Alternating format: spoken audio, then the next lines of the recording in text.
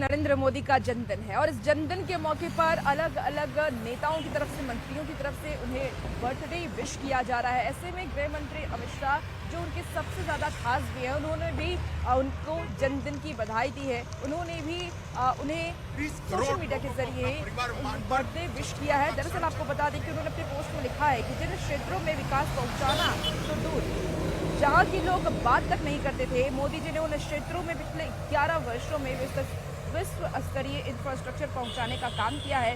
असम में सबसे लंबा पुल, कश्मीर में दुनिया का सबसे ऊंचा चिनाब रेलवे ब्रिज और इसके साथ ही मोदी जी ने और कई काम किए हैं। Semiconductor unit, digital public infrastructure, Modi सरकार के हर क्षेत्र में नंबर 1 बने रहे भारत के ये प्रतीक है।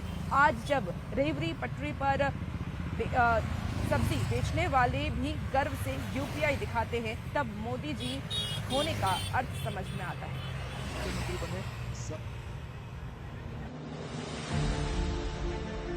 मोदी जी का नेतृत्व संवेदनशील भी है, निर्णायक भी है और दृढ़। एक व्यक्ति अपने परिवार को भुलाकर 130 करोड़ लोगों को अपना परिवार मानकर जब जीवन का क्षण क्षण और शरीर का कण कण 130 करोड़ लोगों के कल्याण के लिए समर्पित कर सकता है, तभी मोदी नाम का व्यक्ति बनता है, तब तक नहीं बना है।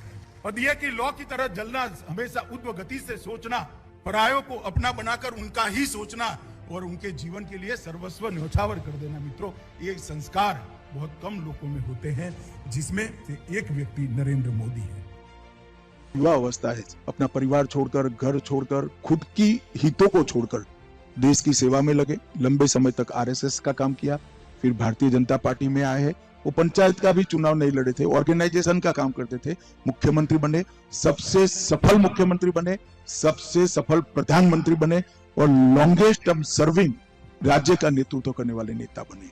सेल्फलेस आदमी है, बहुत अच्छे लिसनर है और परिवारवाद के जमाने में मैंने उनके परिवार को देखा है किस तरह से जी रहा है। इतने कड़े सार्वजनिक जीवन के नॉर्म्स अपने जीवन में पालन करना बहुत कठिन होता है और मैं मानता हूं इनका अपना कोई नहीं है, सभी इनके अपने हैं। ये थ्योरी से साथ अर्थ में जीना ये बहुत कठिन होता है। मैंने बहुत नजदीक से देखा है।